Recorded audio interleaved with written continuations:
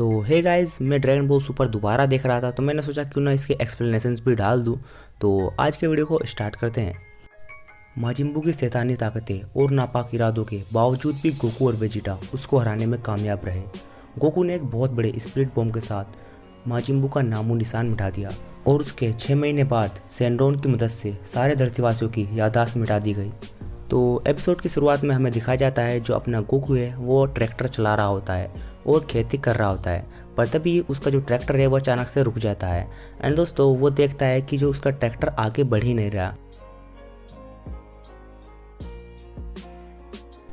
Goku tractor से उतरकर देखता है तो जो एक कटा हुआ पेड़ होता है वो ट्रैक्टर के पहिए में फंसा हुआ होता है और गोकू उसके निकालने की कोशिश करता है, बट वो जल्दी से निकल नहीं रहा होता। तो गोकू कहता है कि तुम तो वेजिटा की तरह अकड़ू हो, और तभी वहाँ पर गोटेन आ जाता है। गोकू गोटेन से पूछता है, हे गोटेन, तुम आज स्कूल नहीं गए?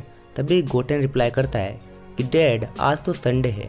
फिर उसके बाद गोकू कहता है, अरे हाँ आज तो संडे है, तो क्यों ना तुम मेरी आज मदद कर दो थोड़ा मेरे काम में। तो उसके बाद जैसे ही गोकू खाना खा रहा होता है तो गोटेन ट्रैक्टर चलाने लगता है और तभी गोटेन देखता है कि गोकू उठकर सुपर सैयन में ट्रांसफॉर्म हो गया है एंड अपनी ट्रेनिंग स्टार्ट कर दी है। तो उसके बाद जब गोटेन बार बार पीछे देखता रहता है तो उसका ध्यान भटक जाता है एंड दोस्तों जो उसका ट्रैक्टर है वो पहाड़ से नीचे गिर जाता है। ये देखकर गोकू टेलीपोर्ट हो जाता है इंस्टेंट ट्रांसमिशन से और गोटेन को कहता है कि गोटेन थोड़ा ध्यान से करो। उसके बाद गोटेन कहता है कि आप इतना ट्रेनिंग क्यों कर रहे हो, अब तो आपको इसकी ज़रूरत भी नहीं है। तभी गोकू गोटेन को समझाता है कि माजिम्बू को हराने में हमें कितने पापड़ बेलने पड़े थे और मैं नहीं चाहता कि माजिम्बू जैसा खतरा दोबारा अर्थ पर आए, तो उसके लिए हमें पहले से तैयार रहना चाहिए। तभी जो गोटेन है वो कहता है कि हाँ सही बात है। गोकू गोटेन से कहता है, मैं पहले अपनी ट्रेनिंग करने के लिए किंकाई के प्लेनेट पर जाया करता था, पर अब तुम्हारी माँ की वजह से मैं ऐसा नहीं कर पाता। तभी हमें चीची का सीन दिखाया जाता है। चीची कहती है कि तुम अब 6 महीनों तक कहीं भी नहीं जाओगे। उसके बाद जो गोटेन होता है वो कहता है कि कभी कभी मुझे ऐसा लगता है कि दुनिया के सबसे खतरनाक योद्धा आप नहीं बल्कि मॉम है। पर मॉम का कहना भी सही है, क्योंकि अब ग्रैंडपा भी कुछ पैसे नहीं कमा पाते हैं। अगर आप काम करो तो हम बहुत सारे पैसे जुटा पाएंगे, बिल्कुल मिस्टर सैटर्न की तरह। तभी हमें दूसरा सीन दिखाया जाता है। एक प्लेनेट पर काफ़ी सारे पिग्स लॉर्ड बीरस के लिए खाना बना रहे होते हैं। तभी जो उनका लीडर होता है वो कहता है कि खाना अच्छे से बनाना, वरना हमें इसका बहुत भारी नुकसान चुकाना पड़ सकता है। तभी जो लॉर्ड बीरस होते हैं उनके सामने सारा खाना परोसा जाता है। लॉर्ड बीरस एक कोल्ड ड्रिंक जैसी चीज़ को पूछते हैं कि ये क्या है।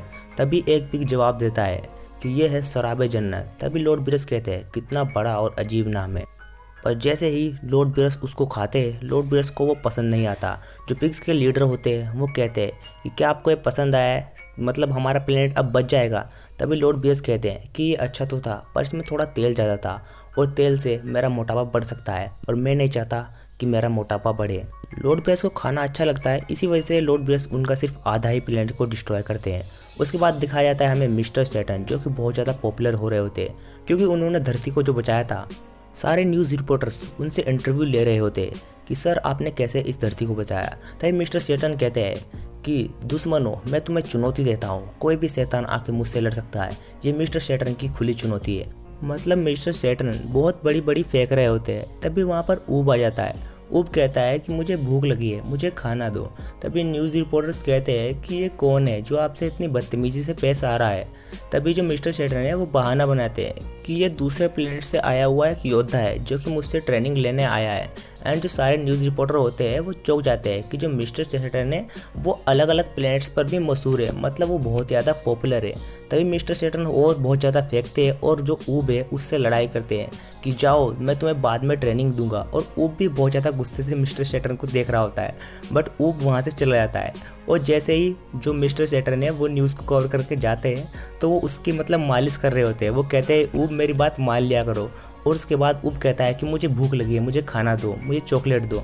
मिस्टर सैटर्न जैसे ही चॉकलेट ढूंढने के लिए गेट को खोलते हैं वो सारा खाना जितना भी रखा हुआ होता है वो मिस्टर सैटर्न के ऊपर गिर जाता है और मिस्टर सैटर्न कहते हैं कि विडेल मेरी मदद करो।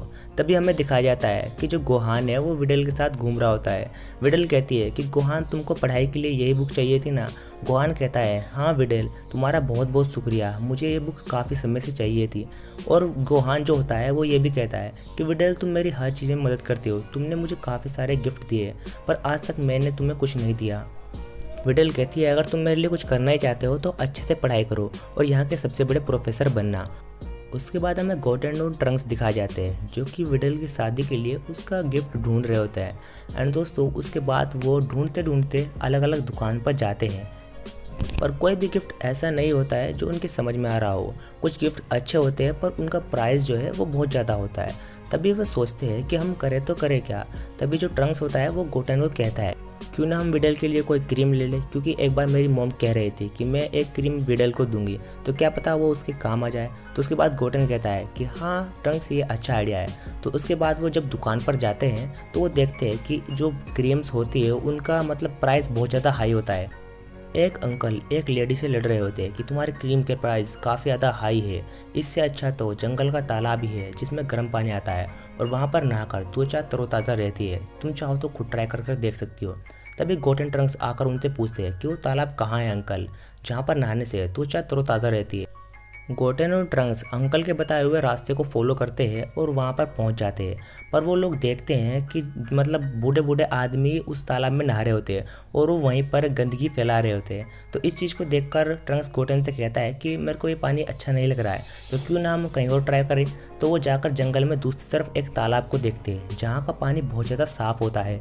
गोटेन अपना बोतल वहाँ पर पूरा भर लेता है और उसके बाद जैसे ही वो वहाँ से जा रहे होते हैं तो वहाँ पर एक बहुत बड़ा स्नेक आ जाता है जो कि गोटेन और ट्रंक्स से लड़ाई करता है। गोटेन उसको एक कामेहामेहा मारने वाला होता है, पर जब जो ट्रंक्स होता है वो कहता है नहीं गोटेन ऐसा मत करो, यहाँ पर जंगल में अभी भी बहुत सारे आदमी नहा रहे हैं तो उनको भी खतरा हो सकता है। उसके बाद जब वो स्नेक उस बोतल को फेंक देता है तो ट्रंक्स को काफ़ी ज़्यादा गुस्सा आता है और ट्रंक्स उसको बहुत ही अच्छे तरीके से धोता है, जिसके बाद वो स्नेक वहाँ से भाग जाता है और जो गोटेन ट्रंक्स है वो उस पानी को लेकर विडल के पास पहुँच जाते हैं। गोटेन और ट्रंक्स विडल को वेडिंग गिफ्ट देते हैं, तभी वहाँ पर गोहान आ जाता है और जो विडल है वो कहती है तुम्हारा बहुत बहुत शुक्रिया गोटेन और ट्रंक्स।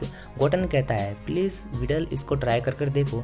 तभी विडल उसको ट्राई करके देखती है तो उसे पता चलता है ये तो सिर्फ एक सिंपल सा पानी है, पर वो फिर भी खुशी खुशी उसको लगा लेती है ताकि गोटेन और ट्रंक्स खुश रहे। उसके बाद गोकू कहता है कि गोटेन आज तुमने बहुत अच्छा काम किया है विडल को गिफ्ट देकर, उनका घर तो बहुत बड़ा होगा ना। गोटेन कहता है हाँ मिस्टर शेटरन का घर बहुत बड़ा है और गोहान भी वहाँ पर अच्छे से रह रहा है। तभी जो मिस्टर शेटरन होते हैं वो वहीं पर आ जाते हैं। गोकू कहता है मिस्टर शेटरन हम अभी आपके बारे में ही बात कर रहे थे। तभी मिस्टर शेटरन गोकू के पास आकर कहते हैं गोकू क्या तुमने न्यूज़ देखी है। गोकू कहता है नहीं। तभी मिस्टर शेटरन रिप्लाई करते हुए कहते हैं कि सब लोग ये सोच रहे हैं कि मैंने दुनिया को बचाया है, पर असल मायनों में दुनिया को तुमने बचाया था और मुझे इसके लिए इनाम भी मिला है 10 करोड़ रुपए। पर गोकू इसके हकदार असली तुम हो तो प्लीज़ इन्हें तुम रख लो। तभी गोकू कहता है नहीं मिस्टर शेटरन ये मुझे नहीं चाहिए, इन्हें आप ही रख लो। पर तभी गोटेन कहता है कि प्लीज़ डैड इनको ले लो, अगर आप इनको ले लोगे तो जो मॉम है वो बहुत ज़्यादा खुश होगी और आपको किंग काय के प्लेनेट पर भेजने से मना नहीं करेगी। तभी जो मिस्टर शेटरन होते हैं वो कहते हैं कि हाँ गोटेन सही कह रहा है गोकू, इनको तुम रख लो। तभी गोकू कहता है चलो ठीक है। गोकू इन 10 करोड़ रुपए को ले जाकर चीची को दे देता है। चीची इनको देखकर बहुत ज़्यादा खुश होती है और जो गोकू होता है वो चीची से पूछता है क्या मैं अब किंग काय के प्लेनेट पर जा सकता हूँ ट्रेनिंग करने के लिए।